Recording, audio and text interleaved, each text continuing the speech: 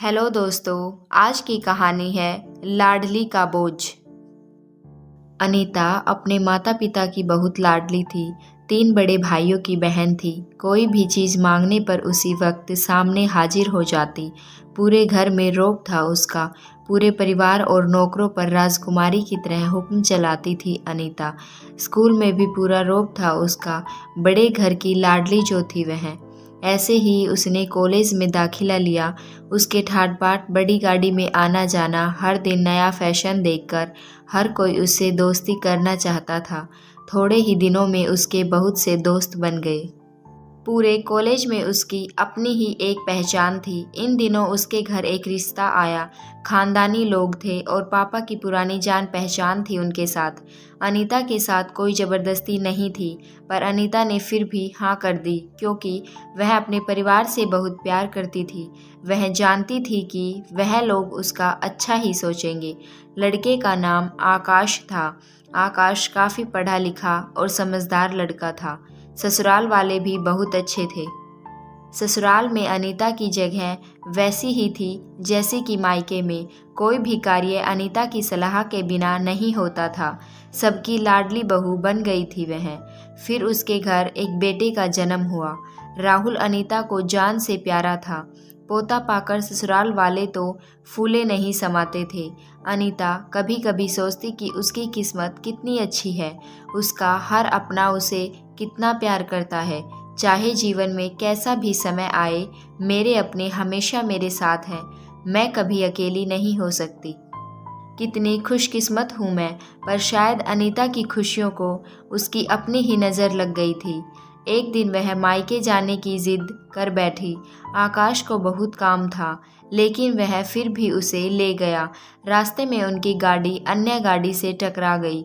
अनीता, आकाश और राहुल बहुत बुरी तरह से जख्मी हो गए। काफ़ी दिनों के इलाज के बाद आकाश और राहुल तो ठीक हो गए, लेकिन अनीता पूरी तरह ठीक ना हो सकी। सर पर लगने के कारण वह अपनी आंखों की रोशनी खो बैठी। अब अनीता की किस्मत जैसे उल्टे पांव चलने लगी। मायके वाले कुछ दिनों तक उसे मिलने आते रहे, फिर कभी कभार फ़ोन ही करके पूछ लेते कि अब कैसी हो। धीरे धीरे ये सिलसिला भी कम हो गया।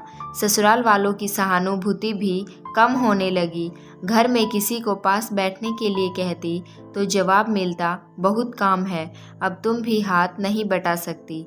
आकाश भी चिड़चिड़ा हो गया था। बस राहुल ही था उसके साथ, जिसके साथ हंसते खेलते उसका वक्त गुजरता। एक दिन अनीता के हाथ से कुछ सामान गिर गया, जिसकी वजह से राहुल को हल्की सी चोट लग गई।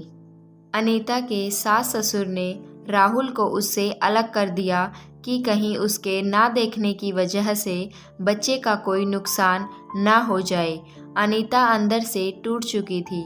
एक दिन उसने सबके सामने मायके जाने की इच्छा रखी तो आकाश उसे तुरंत मायके छोड़ आया, जैसे कि वह भी यही चाहता था। लेकिन राहुल को उसके साथ नहीं भेजा गया। अनीता कभी राहुल से दूर नहीं रही थी, पर अपनी कमी के कारण उसने ज़्यादा बहस नहीं की। अनीता को लगा कि वह 3-4 दिन वहाँ रहेगी तो थोड़ा हवा पानी बदल जाएगा, क्योंकि वह कितने दिनों से कहीं भी बाहर नहीं गई थी। घर वाले भी इतने दिनों बाद उसे देखकर कितने खुश होंगे। अनीता के घर पहुंचने पर सब लोग बहुत खुश हुए। खाने में सब कुछ अनीता की पसंद का ही बना था। उसने अपने मम्मी पापा और भाई भाभीयों से दिल खोल कर बातें की। उनके छोटे छोटे बच्चे भी बुआ के साथ घुल मिल गए थे। रात को सोने के वक्त जब वह कपड़े बदलने लगी तो उसे पता चला कि उसका बैग तो बहुत भरा हुआ था। वह सब समझ गई। वह बहुत उदास हो गई। कुछ दिनों तक तो सब ठीक रहा, फिर जैसे सब बदलने लगा, सबका व्यवहार बदल रहा था। वह लोग जैसे थक चुके थे उससे। सब लोग घुमा फिराकर पूछने लगे कि आकाश कब आ रहा है, उसे ले जाने।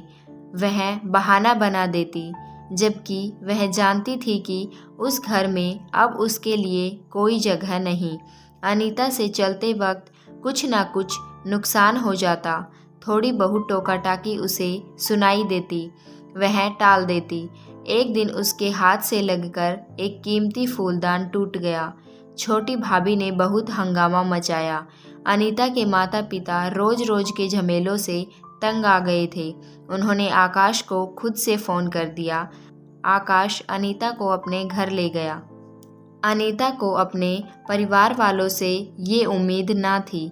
जिस अनीता के कहे बिना घर में एक पत्ता भी नहीं हिलता था, उस घर के लिए अब वह बोझ बन चुकी थी।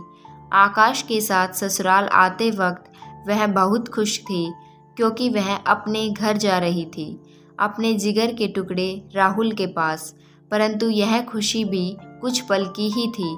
सारा बंदोबस्त पहले ही किया हुआ था। अनीता को सीधे ऊपर वाले कमरे में पहुंचा दिया गया। राहुल से दूर रहने की सख्त चेतावनी दी गई। एक कामवाली लता को उसकी जिम्मेदारी सौंपी गई, जो उसके खाने पहनने जैसी ज़रूरतों का ध्यान रखती।